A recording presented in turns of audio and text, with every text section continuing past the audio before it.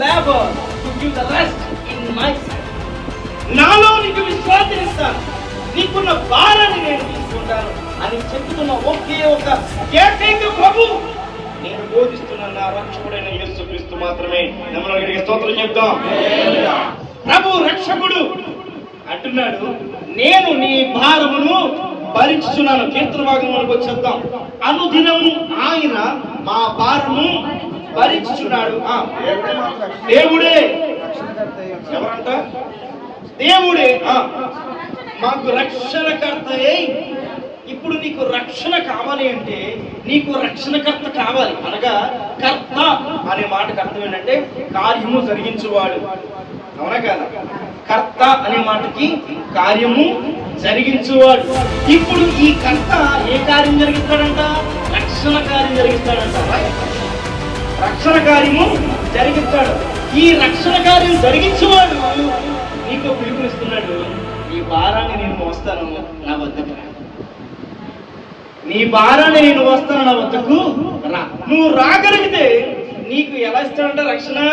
దేవుడు మా పక్షమున పూర్ణ రక్షణ కలుగు చేయు దేవుడై ఉన్నాడు. హల్లెలూయా.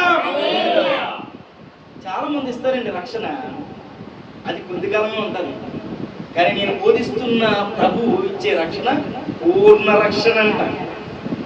ప్రభు అయిన యేసుక్రీస్తు వారు మనందరికీ చెయ్యిస్తున్నాడు తన పడవలోకి ఎక్కించుకోవడానికి. దేనికోసం తెలుసా? నిన్ను పరిపూర్ణంగా రక్షించడానికి, నీ భారాన్ని తొలగించడానికి, నీకున్న అనారోగ్య సమస్య నుండి తప్పించడానికి ప్రభు చెయ్యిస్తున్నాడు. ఈరోజు పట్టుకుంటావా? లేకపోతే ఇప్పుడు దాకా ఏ విశ్వాసం మీద అయితే ఆధారపడ్డావో, ఇప్పుడు దాకా దేని మీద అయితే నిలబడ్డావో దాన్ని పట్టుకుని ఎలాడతావా? ఒక ఆయన అన్నాడు, అమ్మా నువ్వు ఆ చెట్టు దగ్గర నిలబడి 101 రోజులు నువ్వు మఠం వేసుకొని నిష్టగా ఉంటే నీకు పని అయిపోతామంటే వెళ్ళిపోతున్నావు. కానీ ప్రభు అంటున్నాడు, నువ్వేం చేయవలసిన లేదు. నీ నోటితో నన్ను ప్రభువుగా దేవుడిగా మాట్లాడి నీ హృదయం అంగీకరిస్తే చాలు. నీ చెయ్యి పట్టుకొని నీ సమస్య నుండి నేను దాటిస్తానంటున్నాడు. అదే చెప్తున్నాడు. చూద్దాం బిడ్డలారా, దేవుడు మా పక్షమున పూర్ణ రక్షణ కలుగు చేయ దేవుడై ఉన్నాడు. మరణము తప్పించుట ఎవరి వశం? నీకొచ్చిన సమస్య మరణించేంత సమస్య అయినప్పటికీ దాన్ని తప్పించగల సమర్థుడు నేను ఆరాధిస్తున్న దేవుడు. హల్లెలూయా. మరణము తప్పించుట ఆయన వశము,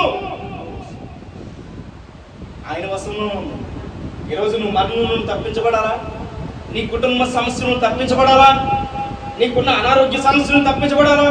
అప్పుల భారం నుంచి తప్పించబడాలా? ఇబ్బందుల నుంచి తప్పించబడాలా? నిందల నుంచి తప్పించబడాలా? లేకపోతే నీ కుటుంబంలో వాళ్ళకి మరణించే అంత భయంకరమైన రోగంతో ఉన్నారా? దాని నుంచి తప్పించాలి అంటే అది కేవలం ప్రభు వశంలో మాత్రమే ఉన్నది. నాడు చాలా మంది ఏమంటున్నారంటే ఇది ఒక మతం కాదు, మతము కాదు, ఇది మార్గం, భారాన్ని తొలగించే మార్గం, నీ బ్రతుకును బాగు చేసే మార్గం, నీ స్థితిగతులను మార్చే మార్గం. ఈ మార్గంలోకి ప్రభు రమ్మని చేయిస్తున్నాడు. అలా చేయించినప్పుడు నువ్వు ఆ చెయ్యి పట్టుకుంటే ఏం పట్టుకోవాలి? ఆయన చెయ్య పట్టుకుంటే నీ స్థితి గతులు మారిపోతాయంట. హల్లెలూయా. నీ పరిస్థితులు మారిపోతాయి. మనుషులందరూ జరగదు అంటారు, మనుషులు అసాధ్యం అంటారు, వైద్యులు ఈ రోగం పోవడం అసాధ్యం అంటారు. కానీ నా ప్రభు అంటాడు, నే వల్ల సాధ్యము పలుకుతాను. మార్కు సువార్త 9:23 చదువుతామా? మార్కు సువార్త 9:23 చూడండి. మార్కు సువార్త 9:23.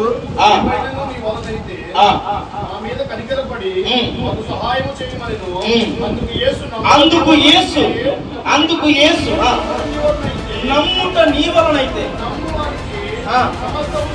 ఇప్పుడు అంటున్నాను, నమ్మే సత్తా నీకుంటే నమ్మినందుకు కార్యం చేసే సత్తా నా దేవుడికి ఉన్నది.